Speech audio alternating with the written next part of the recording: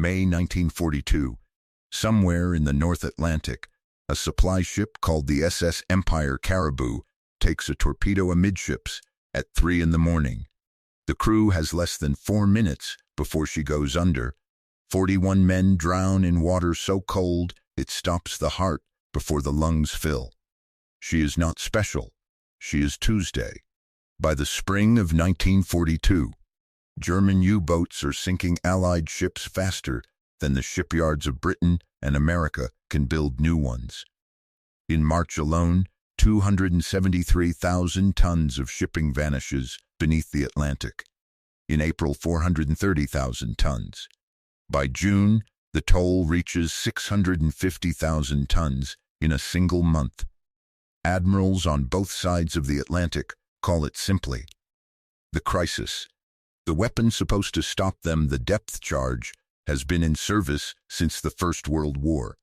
It is a steel drum packed with TNT, dropped over the stern of an escort ship, set to detonate at a pre-selected depth.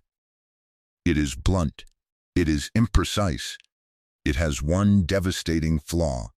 The moment an escort ship passes over a submerged submarine, sonar goes blind. The depth charges fall sometimes 10, sometimes 20, in a single pattern into churning, deafened water. And then everyone waits. By official Royal Navy statistics, out of 5,174 British depth charge attacks during the entire war, there are just 85 confirmed kills, a success rate of less than 2%, 1 kill for every 60 attempts. The submarines are winning. What no one in the Admiralty knows yet is that a scruffy, pockets-overflowing Royal Engineer officer, a man whose superiors call him eccentric, and whose weapon ideas are routinely called illegal, impossible, and absurd, has just had an idea that will change the mathematics of submarine warfare forever. His name is Millis Jefferis, and in a secret workshop outside London, he is building something no naval officer has ever asked for. To understand why Millis Jefferis matters, you have to understand why the depth charge, the Navy's only real anti-submarine weapon, is a near-perfect tool for failure. It works like this. A destroyer or escort ship picks up a submarine on sonar, the ASDIC set that sends out a pulse, and listens for the echo. Contact, the bearing is established. The ship turns to attack. But here is the problem that no admiral wants to say aloud. Sonar only scans ahead of the ship. As the vessel runs over the submarine's position to drop its depth charges, the sonar cone swings away. Contact is lost. For the final 200 or 300 yards of the attack, run the most critical moment, the crew is firing blind. Completely, utterly blind. And it gets worse. When a depth charge detonates, the explosion creates a column of churning water, gas, and turbulence that scrambles sonar signals for up to 15 minutes afterward. 15 minutes in which a skilled U-boat commander can move his vessel hundreds of yards in any direction or dive deeper, or make a sharp turn, or simply sit still and wait. The attacking ship comes back, reacquires contact if it can, and has to start the whole process over. Again and again. Burning fuel, using up depth charges, giving the submarine time. The statistics bear this out with brutal clarity. British convoy escorts throughout 1941 are conducting attack after attack with diminishing returns. In the first months of 1942, the kill rate with depth charges falls to less than 1 in 80 attacks. Navy strategists run the numbers and reach a conclusion they can barely speak. At current rates of tonnage loss, Britain could be strangled into surrender by the end of 1942. The experts have proposals: better trained crews, tighter convoy patterns, more escorts per convoy, improved sonar equipment. All of these are pursued.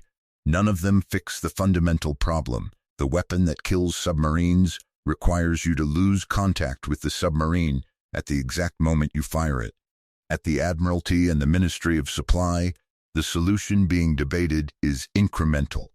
Refinements, adjustments, the conventional wisdom among senior naval engineers is firm. A forward-throwing weapon, one that could project explosives ahead of the ship while sonar contact is maintained, is theoretically interesting, but practically impossible to build with acceptable accuracy at sea, on a moving pitching deck, in combat conditions. Impossible is the word used in more than one official memorandum. In a country house outside Aylesbury in Buckinghamshire, a place called simply the Firs, a Royal Engineer Major, who has been given extraordinary freedom by Winston Churchill himself, is not particularly interested in what is impossible. He is interested in what works. Major Millis Rowland Jefferis is not, by any standard Navy measure, the right man to solve the Royal Navy's submarine problem. He is Royal Engineers a sapper, a bridge builder and demolitions man.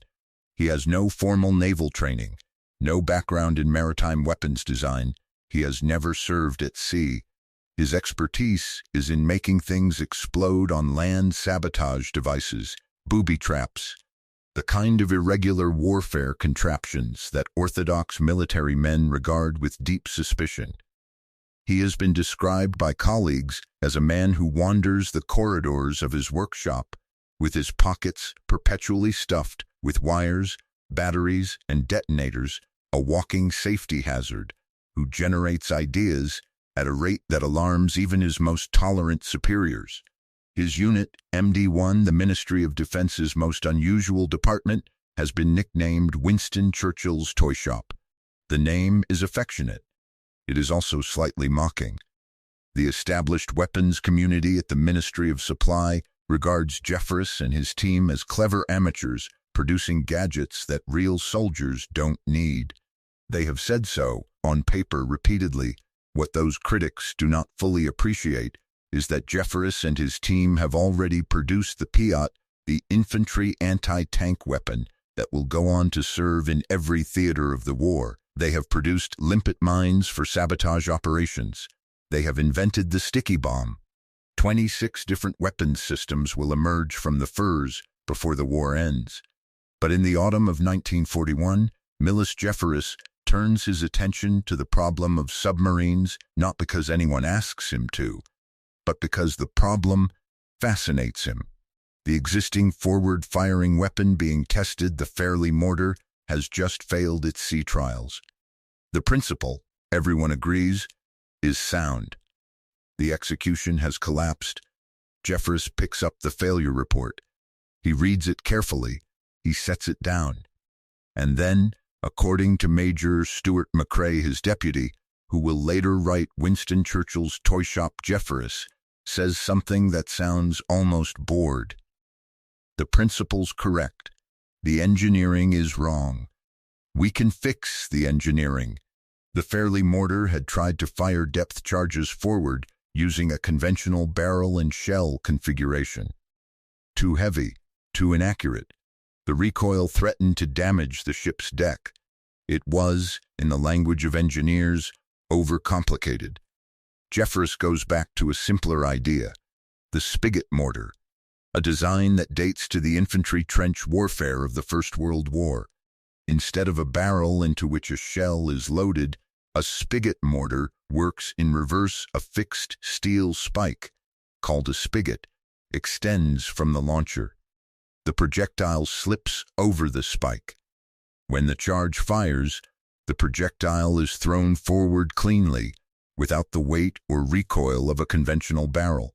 Jefferis and his team at the Firs design a launcher that holds not one spigot, but 24, arranged in a staggered array of 6 rows, angled upward from the bow of the ship, each one holding a 65-pound projectile packed with 35 pounds of Torpex, a high explosive 50% more powerful by weight than TNT. When fired, all 24 leave the launcher within a fraction of a second. They travel approximately 250 yards ahead of the ship. They fall in a circular pattern roughly 40 yards in diameter. And crucially, this is the insight that changes everything. They are fitted with contact fuses. They detonate only if they strike something solid. This means if they miss, the sea is undisturbed. Sonar contact is maintained. The attack can be run again immediately. No 15-minute blackout. No turbulent water confusing the equipment. No blind guessing. They call it the Hedgehog because the empty launcher, its 24 steel spigots pointing skyward, looks exactly like the spines of the small, prickly English mammal. When the weapon is demonstrated to senior Ministry of Supply officials for the first time in late 1941, the reaction is precisely what Jefferis has come to expect from men who have decided in advance that something cannot work. A senior naval ordnance officer watches the prototype fire a full salvo. He turns to his colleagues. "You cannot put that on a warship," he says flatly. "The recoil pattern alone will crack the deck plating.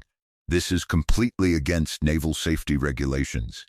The room agrees. Jefferis is undeterred. He has a different audience in mind. The advantage of working in Winston Churchill's toy shop, a unit that reports directly to the Prime Minister through his scientific advisor, Professor Frederick Lindemann, is that the chain of command runs very short indeed. When the Ministry of Supply and the Admiralty's Ordnance Establishment begin to formally block development of the Hedgehog, raising objections about deck stress, about the unconventional firing mechanism, about the legality of a weapon that had not gone through the established Bureau of Naval Ordnance approval process, Jefferis and his team do something orthodox officers cannot do. They go to Lindemann, who goes to Churchill. In late 1941, a demonstration is arranged at which Churchill himself is present. The Hedgehog launches a full 24-bomb salvo into open water. The pattern is near perfect. Churchill watches in silence. The ordnance establishment representatives in attendance are appalled. This has bypassed every standard process. It is, as one officer later complains in a memorandum, a weapon approved by political pressure rather than technical evaluation. Churchill reportedly turns to the room and says, "It works, doesn't it?" The room erupts. Senior naval engineers argue that the weapon needs years of additional testing, that the contact fuse mechanism is insufficiently reliable, that proper protocols have been violated, that the forward-throwing concept, however appealing in theory, has not been validated against live submarine contacts in combat conditions. Jefferis stands at the back of the room and says almost nothing. He doesn't need to. Churchill has already decided. The Hedgehog enters service with the Royal Navy in January 1942. The United States Navy adopts it the same year, designating it the Mark 10 and Mark 11 anti-submarine projector. What happens next confounds every prediction the critics have made. In the first months of deployment, results are mixed. The weapon's potential is undermined by inadequate training. Crews who do not understand the contact fuse principle are frustrated when attacks produce no explosion. Many commanders, accustomed to depth charges that always detonate, interpret silence as equipment failure rather than a clean miss. Then the Royal Navy sends instructors to the convoy escort bases. Trained crews start hitting submarines. The numbers begin to shift. By 1943, early statistics show 1 kill for every 5.7 Hedgehog attacks, compared to 1 kill for every 60 depth charge attacks. And the best is still to come. In the United States Navy's Pacific Fleet, the Hedgehog is installed aboard a new class of small escort vessels called destroyer escorts. These are not glamorous ships.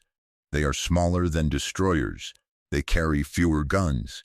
They are, in Navy slang, called small boys.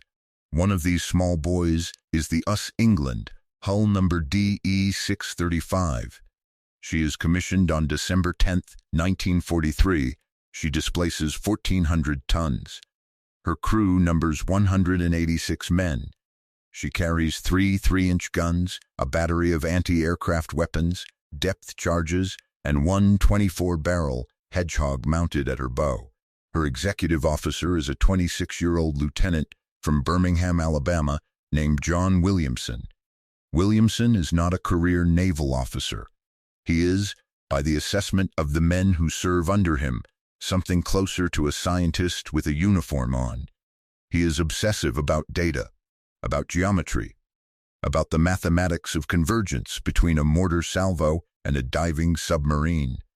While the England is still in San Francisco Harbor in early 1944, Williamson conducts unauthorized test firings of the Hedgehog into the bay. He is studying the spread pattern. He is building a mental model. He is getting ready.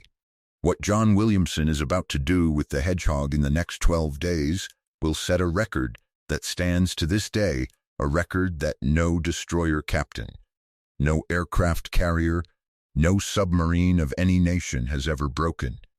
If you want to see how one small ship's executive officer destroys an entire Japanese submarine squadron, stay right here. And if you haven't already, subscribe and hit the bell, because the story of the USS England is the greatest naval hunting story ever told. May 13, 1944, Fleet Radio Unit Pacific, the code-breaking operation that has been reading Japanese naval signals since Midway intercepts a routine message. A Japanese submarine, I-16, is transiting toward the Solomon Islands to deliver supplies to a garrison at Buin. The decoded signal contains the submarine's route and schedule. The England, operating with two companion escort ships, US George and US Raby, is ordered to intercept. May 18, 1944, the three ships depart Purvis Bay. May 19, 1944, 1:25 p.m. The England's soundman Roger Bernhardt detects I-16 at a range of 4,100 yards. Lieutenant Williamson moves to the Hedgehog controls. The first attack is a miss. The second scores one contact detonation at 130 feet a hit, but not fatal. The I-16 goes deeper, twisting, trying to break contact. A third attack misses. A fourth attack misses. I-16's commander, the veteran Captain Masahiko Takuchi, is skilled. He changes depth unexpectedly. He uses the thermal layers in the water column to confuse the sonar returns. But Williamson is running calculations. He is measuring the rate of depth change, the pattern of turns. 1:33 p.m. Williamson calls his firing solution. 24 Hedgehog rounds leave the launcher in a single second. They arc through the Pacific afternoon. They strike the water ahead of the ship, already perfectly placed. 6 contact detonations in rapid succession. Then, 2 minutes later, a catastrophic secondary explosion as I-16's own torpedoes cook off. The ship's fantail rises 3 feet from the concussion. Men grab stanchions. A 3-by-6-mile oil slick rises to the surface. Over the next 24 hours, I-16 is gone. All hands lost. What Williamson and the England do not yet know is that this is only the beginning. American codebreakers have intercepted a second Japanese signal. Admiral Soamu Toyota, commander of the Imperial Combined Fleet, has deployed 7 submarines, Submarine Squadron 7, in a scouting line north of the Admiralty Islands. Their mission, to detect the direction of the next American offensive thrust and intercept any carrier task force. RO-104, RO-105, RO-106, RO-109, RO-116, RO-117, 7 submarines, 7 crews, a total of roughly 420 Japanese sailors, forming an invisible barrier across 200 miles of Pacific Ocean. The England goes hunting. May 22nd, RO-106 is detected. 1 Hedgehog salvo. Destroyed May 23rd, RO-104. 2 attacks. Destroyed May 26th, RO-116. Williamson orders a deceptive sonar approach, maintaining a steady ping rate to conceal the attack. At RO-244 hours, he calls, fire. 3 to 5 contact detonations at 180 feet. RO-116 is gone. May 27th, RO-108. 1 salvo. 6 detonations at 250 feet. Destroyed May 31st RO-105, skippered by the experienced Captain Ryunosuke, leader of Submarine Division 51. The Japan's best submarine officers try for hours to prevent the England from getting a clean shot. 2 American companion ships take their turns at the hunt and fail to sink her. Division Commander Haynes finally signals the England, "Oh hell, go ahead England," 1 salvo. 6 to 10 detonations. A massive explosion follows at 0741. RO-105 is gone. In 12 days, the US England, a ship 1/4 the displacement of a destroyer, crewed by 186 men. Using a weapon the Naval Ordnance Establishment had called against regulations, has sunk 6 Japanese submarines. No ship in the history of naval warfare, before or since, has matched that record. In Tokyo, Admiral Toyoda sends a signal to submarine Squadron 7, requesting their position for Operation Ago, the great carrier battle he is planning. The response comes from Rear Admiral Owada. Squadron 7 has no submarines. Japanese submarine diaries recovered after the war document the fear that spread through the Pacific Undersea Fleet. In one account, a surviving Japanese submarine commander describes the effect of encountering a ship equipped with the Hedgehog. You hear nothing until impact. There is no time to maneuver. The charges hit before you can respond. The traditional evasion tactics, depth changes, course reversals, thermal layer hiding, are all rendered useless by a weapon that does not need the ship to pass over you. The Hedgehog has made those submarines vanish in seconds. 6 submarines. 12 days. 1 ship with a weapon the establishment called illegal. In just a moment, we're going to look at what happened to John Williamson after the war, why he refused every offer of fame, and why the weapon he used is still in service today. But first, if this story moved you, leave a comment below with the words, "Go ahead, England." Let's see how many of you are watching. Now, back to the Pacific. After the war, the men who survived the convoy routes of the North Atlantic and the submarine war of the Pacific are asked to account for what had changed the battle. Again and again, the answer is the same. A veteran of the convoy escort service, speaking at a naval reunion in 1967, puts it simply, "Before the Hedgehog, we were guessing. We were dropping depth charges into the ocean and hoping. After the Hedgehog, we were hunting. There's a difference, and because of that difference, we came home." By the end of the war, the Hedgehog is credited with the destruction of approximately 50 enemy submarines U-boats in the Atlantic and Japanese boats in the Pacific across 268 confirmed attacks, a kill ratio more than 10 times better than the depth charge it supplemented. In 1944 and 1945 alone, 11 of the last 16 U-boats sunk by American escort vessels fall to the Hedgehog. Millis Jefferis, the Royal Engineer, who built the thing in a country house workshop with pockets full of wires and detonators, is knighted in 1945. He accepts the honor quietly. He does not seek interviews. He does not write memoirs. He declines to appear at ceremonies honoring the weapon that bears no individual inventor's name. He returns to engineering work, eventually serving in Pakistan, and dies in 1963 without ever having spoken publicly about his role in building the device. When asked about the honor, he is said to have replied, in characteristic fashion, "The weapon worked." That was the point. The Hedgehog principle, the forward-throwing, contact-fused, pattern delivery anti-submarine weapon, does not retire with the Second World War. It evolves. The Squid follows it. Then the Limbo system. Then the Irbu 6000 series used by the Soviet and Russian navies. Today, the M54 lightweight torpedo and the ASROC rocket-propelled depth charge that arms American surface combatants draw their conceptual lineage directly from the idea Jefferis put on paper in 1941. The idea was simple: Fire forward. Only detonate on contact. Keep the sonar running. The bureaucracy said it was impossible. The ordnance establishment said it was illegal. The experts said it would never work. And a 26-year-old executive officer from Birmingham, Alabama, standing at the bow of a 1,400-ton escort ship in the Pacific, running the numbers, watching the oil slick spread across 3 miles of calm blue water, proved them all wrong. 6 times. In 12 days. There'll always be an England in the United States Navy. Admiral E.J.